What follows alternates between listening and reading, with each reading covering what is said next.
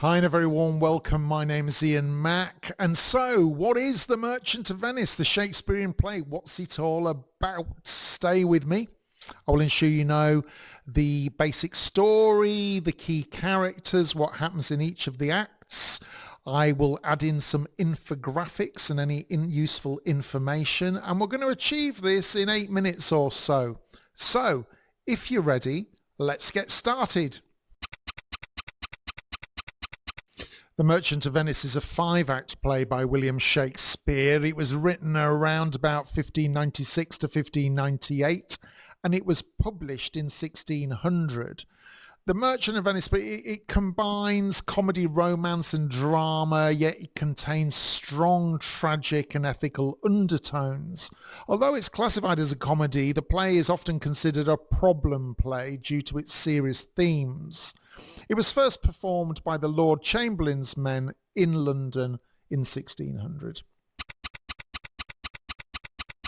The general story is as follows. In Venice, the merchant Antonio borrows some money from the moneylender Shylock to help his friend Bassanio court a wealthy heiress called Portia.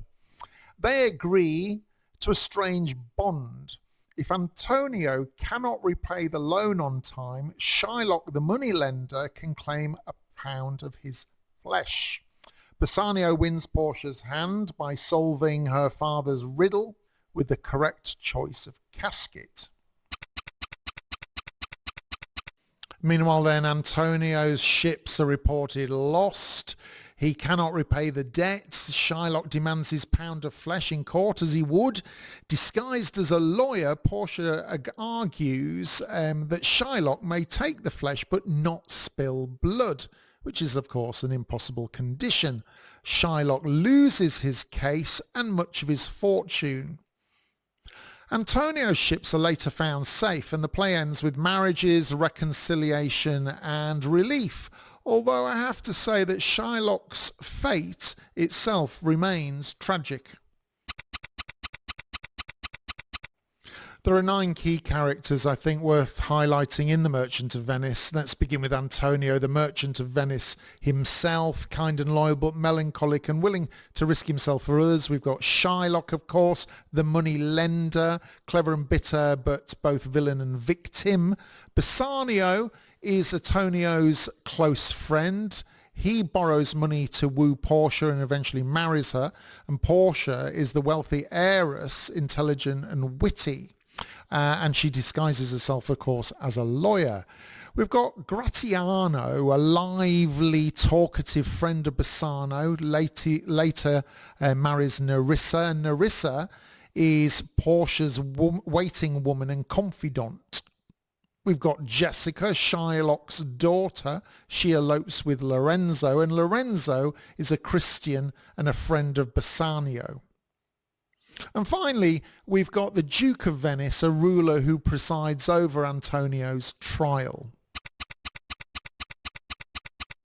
In Act 1, Antonio, a wealthy Venetian merchant, is inexplicably sad. His friend Bassanio wants to marry Portia, a wealthy heiress, but needs money to compete for her hand. Antonio's fortune is tied up in merchant ships at sea, so he borrows 3,000 ducats from Shylock, a moneylender. Shylock, who resents Antonio for his insults and his anti-Semitism, agrees, but sets a cruel condition. If the loan is not repaid on time, he will claim a pound of Antonio's flesh.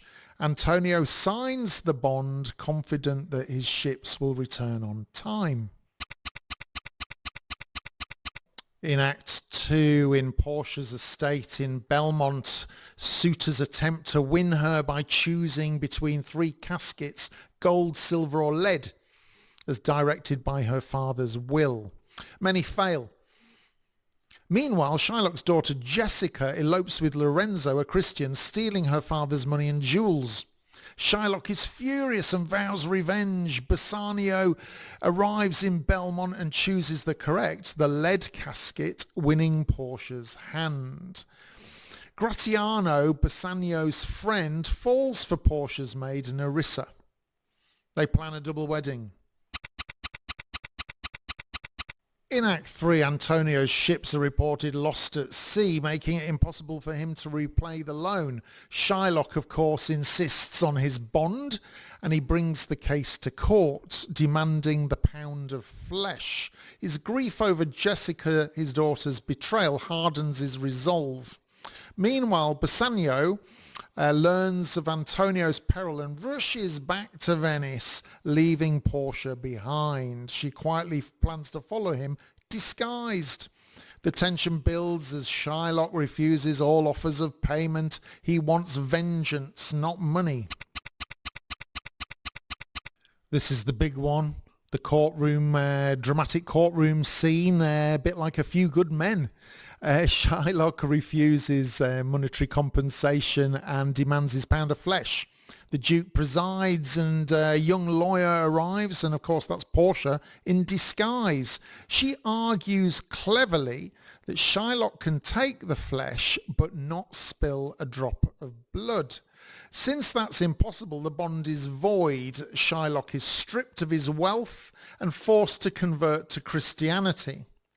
Portia, still in disguise, also tricks Bassanio into giving away his ring, the one she gave him as a symbol of love.